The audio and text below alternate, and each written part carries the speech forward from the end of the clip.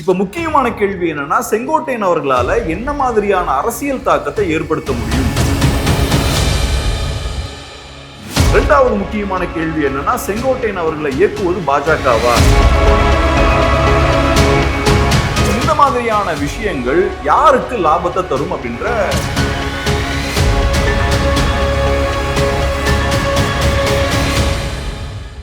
வேட்டு நியூஸ் நேயர்களுக்கு வணக்கம்.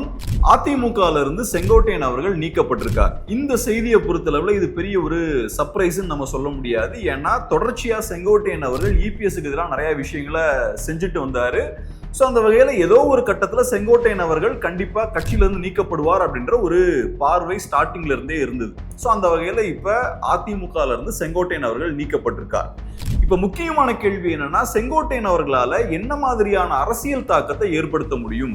குறிப்பா அதிமுகவுக்கு அவர் டேமேஜ் ஏற்படுத்துவாரா? டிடிவி, ஓபிஎஸ் இவங்களோட சேர்ந்து ஒரு கூட்டணி அமைப்பதற்கான வாய்ப்பு இருக்கா? இந்த மாதிரியான நிறைய கேள்விகள் இருக்கு. இந்த கேள்விகளுக்கான விடையை நம்ம இப்ப பார்ப்போம். செங்கோட்டையன் அவர்களை பொறுத்தளவுல அதிமுகவுக்கு அவரால் பெரிய டேமேஜை ஏற்படுத்த முடியாது. ஏன்னா செங்கோட்டையன் அவர்கள் ஸ்டார்டிங்ல இருந்தே ஒரு தனி மனிதனா தான் இருக்கார்.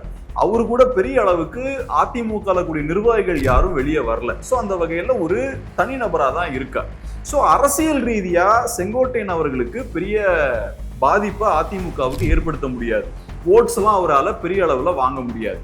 ஆனா செங்கோட்டையன் அவர்களை பொறுத்தளவுல ஒரு பெர்செப்ஷனை அவரால் கிரியேட் பண்ண முடியும். அதிமுகவுக்கு எதிரான ஒரு பெர்செப்ஷனை மீடியால கிரியேட் பண்ண முடியும்.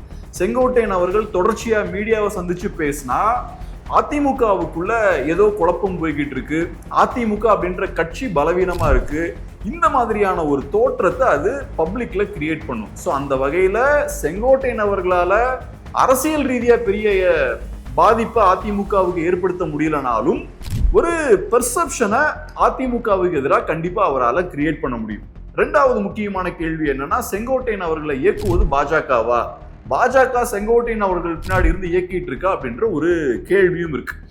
இந்த கேள்வி ஏன் எழுதுனா, ஸ்டார்டிங்லேயே செங்கோட்டையன் அவர்கள் போன மாதம் அமித்ஷா அவர்களை போய் சந்திச்சுட்டு வர்றார். ஸோ அப்பவே பரவலா சொல்லப்பட்ட விஷயம் என்னன்னா, செங்கோட்டையன் அவர்கள் பின்னாடி இருப்பது பாஜக தான் அப்படின்ற மாதிரியான விஷயங்கள் பேசப்பட்டது.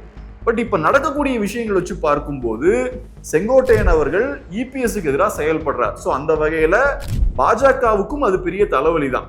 ஸோ செங்கோட்டையன் அவர்களும் சரி, ஓபிஎஸ் அவர்களும் சரி, டிடிவி அவர்களும் சரி, இவங்க எல்லாமே இபிஎஸ் எதிர்ப்பு அப்படின்ற ஒரு புள்ளியில தான் இருக்காங்க. அது போக அவங்க குறிக்கக்கூடிய வாக்குகளும் பார்த்தோம்னா அதிமுக வாக்குகள் தான். சோ அந்த வகையில செங்கோட்டையன் அவர்களோட இந்த அரசியல் செயல்பாடுகள் நிச்சயமா அதிமுகவுக்கும் பாஜகவுக்கும் பெரிய ஒரு பின்னடைவை தான் ஏற்படுத்தும். இதை கண்டிப்பா பாஜக ரசிக்க மாட்டாங்க. சோ அதனால செங்கோட்டையன் அவர்கள் பின்னாடி இருந்து பாஜக இயக்குவதற்கான வாய்ப்புகள் ரொம்ப குறைவு. ஏன்னா செங்கோட்டையன் அவர்களோட செயல்பாடுகள் பாஜகவுக்கும் அதிமுகவுக்கும் தான் பின்னடைவை ஏற்படுத்தும். மூணாவது முக்கியமான கேள்வி என்னன்னா, இப்ப செங்கோட்டையன் அவர்கள், டிடிவி, ஓபிஎஸ் இவங்கெல்லாம் சேர்ந்தாங்கன்னா அது ஒரு ஸ்ட்ராங்கான அலைன்ஸா இருக்குமா அப்படின்ற ஒரு கேள்வியும் இருக்கு. இந்த கேள்விக்கான விடையை பொறுத்தளவுல பெரிய ஸ்ட்ராங்கான அலைன்ஸா இருக்கிறதுக்கான வாய்ப்பு இல்லை. ஏன்னா இந்த எலெக்ஷன் ரொம்ப டஃப்பா இருக்க போது, ரொம்ப கடுமையான போட்டி எல்லா சைடுமே இருக்கும். குறிப்பா அதிமுக இப்பவே அக்ரெசிவா கேம்பெயின் பண்ணிட்டு இருக்காங்க. ரொம்ப சீக்கிரமாவே கேம்பெயினையும் ஆரம்பிச்சிட்டாங்க. வரக்கூடிய நாட்கள்லயும் அதே விஷயத்த பண்ணுவாங்க. அதே மாதிரி திமுகவும் இந்த எலெக்ஷனை ரொம்ப சீரியஸா எடுத்து ரொம்ப அக்ரெசிவா ஒர்க் பண்ணிட்டு இருக்காங்க. விஜயை பொறுத்தளவுல கரூர் சம்பவத்துக்கு அப்புறம் ஒரு பின்னடைவை தாவேக்கா சந்திச்சாங்க. பட் இப்ப திரும்ப அவங்களும் அக்ரெசிவா களத்துல இறங்கி ஒர்க் பண்ண ஆரம்பிச்சிட்டாங்க. இன்னொரு சைட்ல என்டிகே, அவங்களுக்குன்னு சாலிடான ஒரு ஓட் பேஸ் இருக்கு. ஸ்டார்டிங்ல இருந்தே ஒவ்வொரு எலெக்ஷனும் அவங்களோட வாக்குகள் இன்க்ரீஸ் ஆயிட்டே இருக்கு. ஸோ இந்த எலெக்ஷனை பொறுத்தளவுல கடுமையான போட்டி இருக்க போது.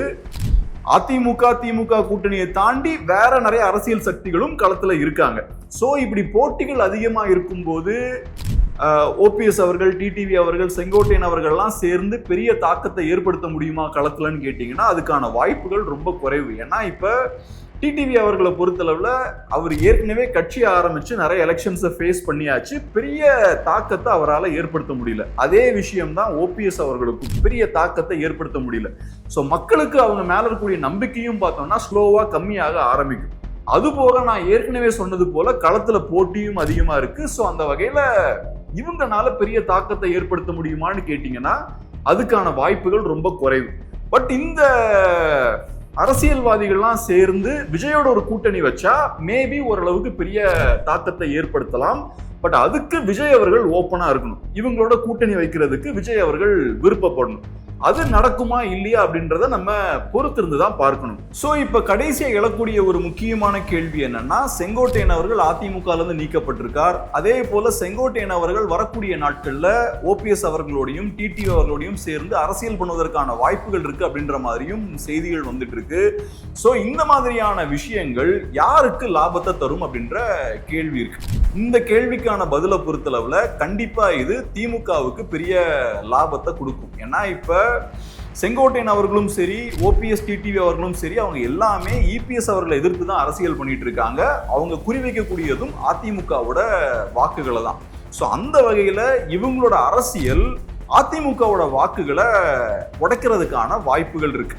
பெரிய டேமேஜை ஏற்படுத்துமான்னு கேட்டீங்கன்னா அதுக்கான வாய்ப்புகள் கம்மி. நான் ஏற்கனவே சொன்னது போல இவங்க கிட்ட அந்த அளவுக்கு ஸ்ட்ரென்த்தும் கிடையாது. களத்துல இப்ப போட்டியும் ரொம்ப அதிகமா இருக்கு.